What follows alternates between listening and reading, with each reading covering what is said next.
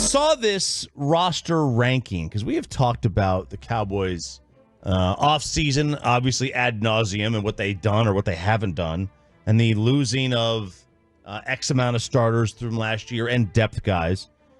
So surely that would mean the roster is quite poor. This is from 3 NFL analysts on ESPN. Seth Walder, who's like their main analytics guy. Aaron Schatz, who was the Football Outsiders guy who came over to ESPN. And then Mike Clay, who's been a longtime insider for ESPN. They would rank every NFL lineup, and they combine their rankings to come up with their final list of the best and worst rosters. Talent, age, production of the players were all factored in. Clay detailed the strongest and weakest units for all 32 teams. Walter picked out X factors, and Schatz found non-starters who could make big contributions. So, where would this Cowboys roster rank in the National Football League? Last year, they were generally top 3 or 4. Definitely top 10. I would say, probably like top 7. Okay. Let's go through it. Number 1, San Fran. I don't think many people will argue with this one. No. It's a really good roster. They got to win something sooner or later, but it's a really good roster. This one kind of surprised me. They at least win NFC championships. They do at least win NFC championships. They get there, too. Number 2, Kansas City. Did we think that was a great roster? Because we just seemed to say Mahomes just dragged 2 other guys there. Right. Had some nice young defensive players. Yeah. Offensively, we all, of course, make fun of their wide receivers. I am surprised that they're up there that much. Yeah, I am too. This does not seem like something that I would have put them up there. But again, their defense carried them for a lot of last season. It did. Biggest strength, obviously, they have is the quarterback. Biggest weakness is offensive tackle. And the X factor is wide receivers, Hollywood Brown and Xavier Worthy. Okay. Number 3, another team that most people generally just assume they've got a great roster, Baltimore. Yes. Eric DeCosta, my guy, taking over for Ozzie Newsome. Harbaugh, they're just solid. And their biggest strength, they say, is safety. That's, okay, there you go. Well, we saw what Hamilton did. That's true. At points in times last year, putting up a highlight reel. Jordan Hamilton, the Longhorn. Wait, am I messing up his name? Kyle Hamilton. He was the Notre Dame kid. I said Jordan Hamilton, Texas basketball player. Yeah. Number 4, the Jets. Bobby lost his mind over this yesterday. He did not understand this at all. Yeah. Look, it's not crazy to me. I don't think it's nuts. I mean, I think most people had them as a title, not contender, but at least somebody that could. A lot of people put them to win the AFC East last year. You ain't popping. Look, and threaten for a playoff spot. It's not crazy. Bobby just has this Aaron Rodgers hatred that he can't see through. Breece Hall, people love him when he's not injured. Garrett Wilson is a legit one.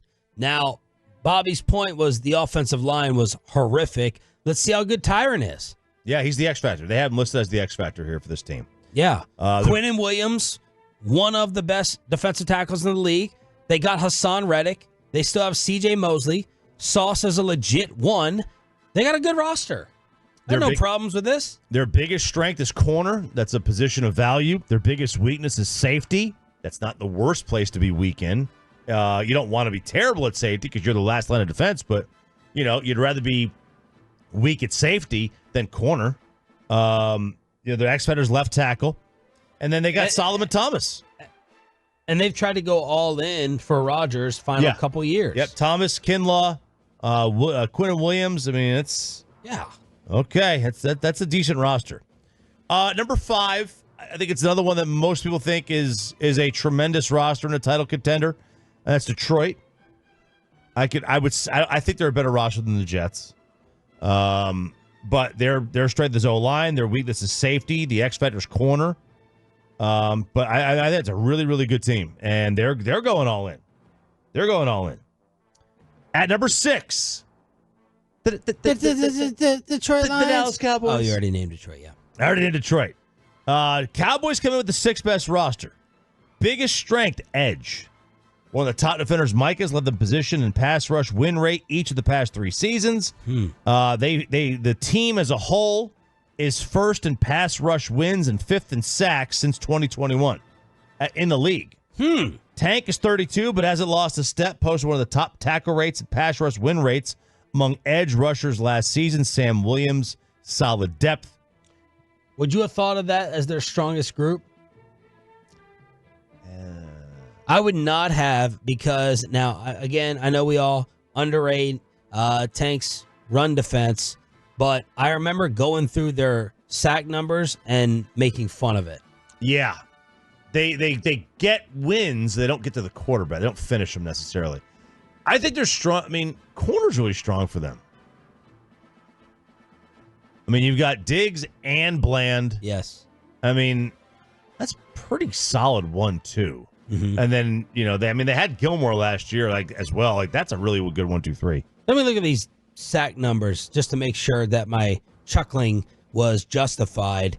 Last year, Micah, of course, led the way with 14, and then Dorrance Armstrong had 7.5. Sam Williams had 4.5. Tank had 4. Fowler had 4.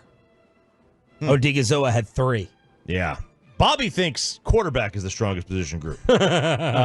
Except for Cooper Rush and Trey Lance. Except for Cooper. Biggest weakness, running back.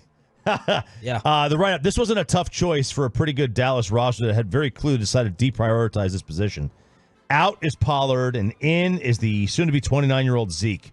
As the lead back, he's a franchise legend, but he's no more than the football equivalent of an innings eater at this point. That was further evidenced last year in New England when he posted his 4th straight season with a below-average yards per carry and yards after the catch marks. Additionally, not much to get excited about behind him. Yeah, hard to argue with that. X Factor. And I'm looking like I'm going to lose my bet of starting running back game 1 and the most carries. Yeah, good thing I didn't shake any of you guys with the money on KMC Crosstalk. No shake. Loved it. X Factor, rookie O-lineman Tyler Guyton and Cooper Beebe. Assuming they start, they'll play a critical role, and it's a bit of a scary proposition for a team with Super Bowl aspirations. Most rookie O-linemen, even first-round picks, are a little below average in year 1. Dallas needs its picks to overcome the odds. And the non-starter to know is someone that we really liked last year in camp, and he got hurt in camp, and that's DeMarvion Overshown. Yeah, baby. The only Longhorn I like, including the 2 we work with. That's right. The 3rd-round pick didn't see the field, torn ACL. Patient linebacker, elite speed, strong awareness and coverage. He was an ex-safety. Don't be surprised if he's getting snaps ahead of Damone Clark by midseason. So... Oh, Bobby did text quarterbacks the strongest group. Were you reading his text? So I said Bobby would say, yeah. But they have the Cowboys 6th. 7th is Cincinnati. 8 is Houston. 9 is Buffalo. Yeah. 10 is Philadelphia. You think a lot of people would be surprised with them being top 6? I think the way we look and talk about the offseason, we talk about the offseason as if this team is completely tore up and has no hope. I think the reality is that people are confusing the fact that we didn't get better by saying we got worse. Right. I don't know the team got necessarily any worse. I don't think we got any better. And that may be worse for some people. We seem to lose some depth pieces. Yes. Just look across the way at Dan Quinn taking everybody. Yeah, I do think this team is a house of cards. Yeah. Right? I do think they're far more resembling a house of cards than ever before. Their starters are really good. It's the backups you got to worry about. Look, there's nothing poor or bad about their roster. They're just not good enough. That's the frustration. Right. It's kind of like it's kind of like our radio show with the ratings over the years. Like coming in at 5 or 6, like it's good for the whole city, but it's like not good enough. And then you get the numbers because of YouTube and Twitch and all the Tolos and the Odyssey app right now, and you hit that, but like 5th place, 4th place, it's not good enough. You're not there.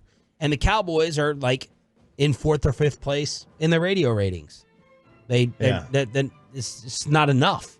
That's the frustration, and not doing anything to make a move to get there is what pisses people off. Justifiably so, in my opinion. Yeah. Look, I could see that. I mean, you have an expectation. You're chasing this title. You've got a win-now quarterback. a win now roster, why would you not choose to get better? Yeah, they're living comfortably in a marriage. Like they're like, yeah, there's like nothing exhilarating about my marriage. There's nothing. Yeah. No, I'm not talking about myself. There's nothing that awesome about it. Like we're just going through the motions. We're fine. You want to live fine? Live fine. Cowboy fans don't want to live fine. It's like, yo, man, I want the next tier. Right. I want to move on up. Yep. Now, again, though, they'll be a fine team. They'll be okay. I still think they're going to win 12 games. They don't have to be better than last year. They got to just be better than all the teams this year, right? That old cliche. But, I mean, we've seen this team not be able to be better than anybody over the last 25, 30 years. So why would I think any difference is going to happen this year? Right. So is the offseason, are they necessarily worse? No, but by not getting better, I think they got worse, like in the perception and in the eyes of many.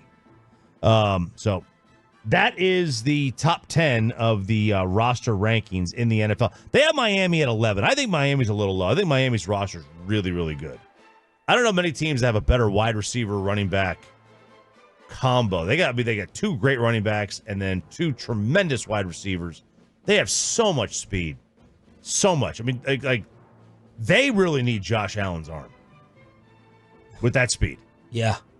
I was looking at Cowboys team sack numbers just to see if those added up to higher than I thought. No, they were 13th in the league in sacks. So ESPN giving edge rush to them as the number one strength.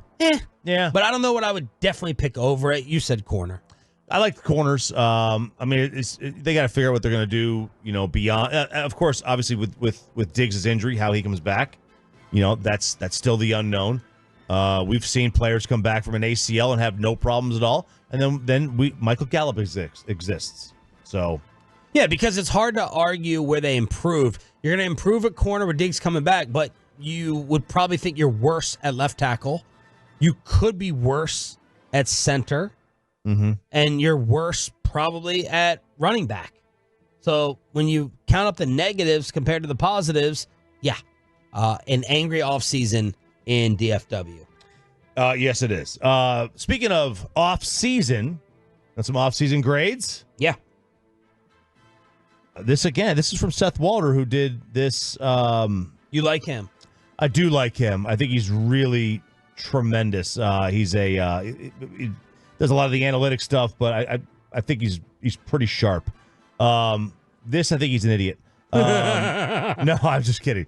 The top grade in the offseason in the NFL he gives to the Philadelphia Eagles. That's not surprising. Howie, our analytics guy, give that to an analytics guy as the GM. The move he disliked the most was Saquon. The move that he liked was Hassan Reddick for edge rusher Bryce Huff. And they got a third-round pick. So he loved that one. He gives the Cowboys a D+ for the offseason. Woo! The biggest move was not signing its stars. The move he liked was spending two of their first three picks on the offensive line. And the move he disliked was not signing Dak to an extension. Their most notable offseason move was not signing any of those three. The last is the most problematic, which was Dak. Prescott cannot be franchise tagged, which means that they do not sign him to a new deal. He enters as a true free agent. If they're having second thoughts based on how his season ended, it shouldn't. He finished second in QBR, an MVP candidate to the end. They're fortunate to have a franchise quarterback and should not risk losing him. Waiting to sign Lamb has cost them money. While impossible to know the nature of the negotiations, the fact they waited until 2024 and after Jefferson signed $35 million a year raised his price too. They let Tyron walk to the Jets for cheap, just $6.5 million guaranteed. Now they have other players that can play tackle: Terrence Steele, Udoga, Tyler Smith, and Tyler Guyton. Tyron is coming off a strong season and could have been an asset for a team with Super Bowl aspirations. And with such a strong core, they are a Super Bowl contender sitting pat in free agency.